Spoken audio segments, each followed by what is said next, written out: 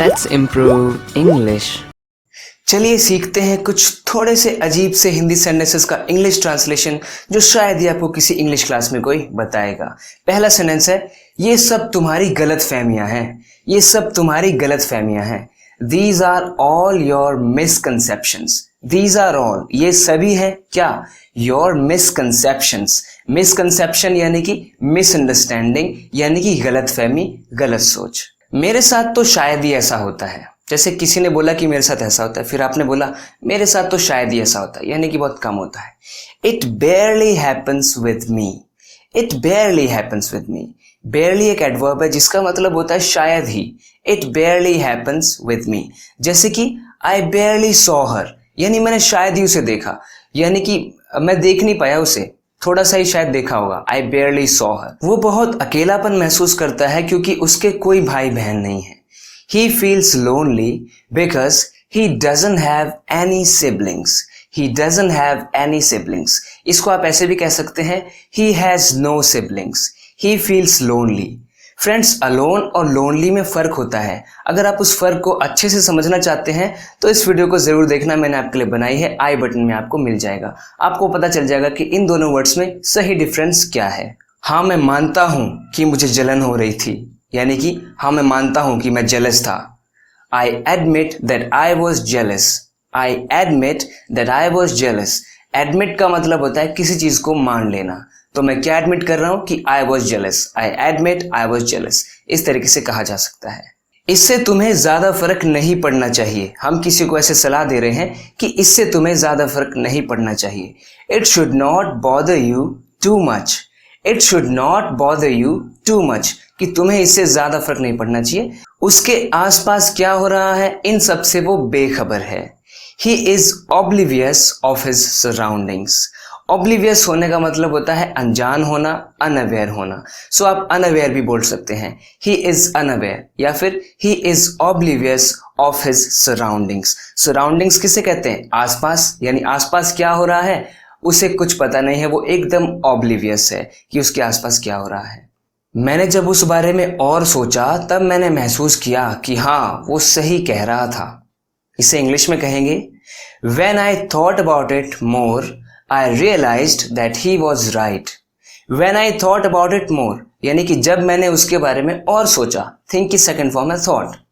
I realized, मैंने realise किया, यानी मैंने महसूस किया कि वो तो सही था, he was right.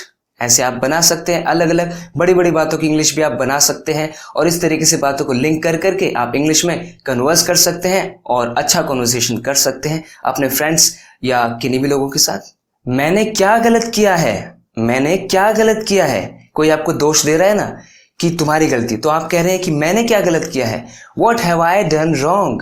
What have I done wrong? Do की थर्ड फॉर्म है डन, कि मैंने क्या किया है, प्रेजेंट परफेक्ट है ये। What have I done wrong?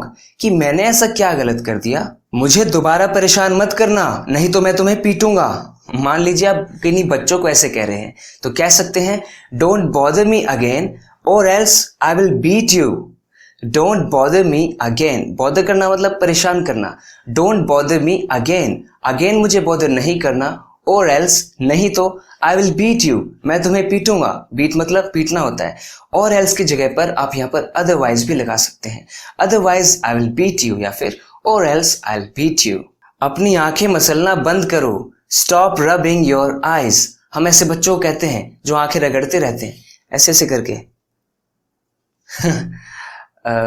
Stop rubbing your eyes, इस तरीके से। वो क्या कहती है वो समझना बहुत मुश्किल है। It is difficult, it is very difficult to comprehend what she says.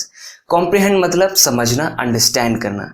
It is very difficult to comprehend what she says. यानी कि जो वो कहती है उसे समझना बहुत मुश्किल है।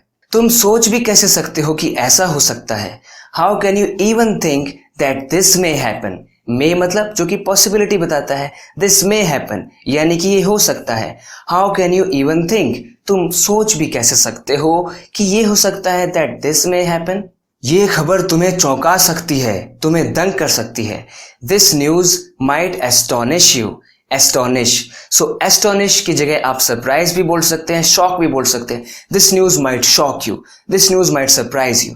लेकिन ध्यान रखना, शॉक थोड़ा सा नेगेटिव हो जाता है। अगर ये न्यूज आपको शॉक कर देगी मतलब कुछ ना कुछ बुरा है इस न्यूज में, और अगर ये न्यूज आपको सरप्राइज कर देगी तो पॉसिबिलिटी है कि इस न्यूज में शायद कुछ अच्छा है, जिससे सुनकर आप दंग रह गए, आप सरप्राइज रह गए, थोड़े से खुश हो गए शायद आप। और एस्टोनिश कर देगी, एकदम से आपको चौंका देगी, आप दंग हो जाओगे। This news will astonish you. हो सकता है वो तुम्हारी सुने ही नहीं, जैसे कि वो किसी को कुछ समझाने जा रहा है, फिर हम कह रहे हैं हो सकता है कि वो तुम्हारी सुने ही नहीं। He might not listen to you. Might possibility बताता है, ही माइट नॉट यानी हो सकता है कि वो ना करे, क्या ना करे, listen to you. He might not listen to you. Friends, इसी तरीके से अपने इंग्लिश को इम्प्रूव करते रहने के लिए और आगे बढ़ते रहने के लिए इस चैनल को सब्सक्राइब ज़रूर करना अगर आपने अभी तक नहीं किया है तो। मैं काफ़ी मेहनत करता हूँ आपके लिए इन वीडियोस को लाने के लिए, और आपकी इंग्लिश इम्प्रूव होती रहेगी अगर आपने इस चैनल को सब्सक्राइब किया है तो। मैं आपको कभी भी निराश नहीं होने दूंगा। इस वीडियो को लाइक ज़रूर करना अगर ये वीडियो आपको अच्छी लगी हो। ओके फ्रेंड्स, मिलते हैं नेक्स्ट वीडियो लेसन में, तब तक के लिए take care and bye bye.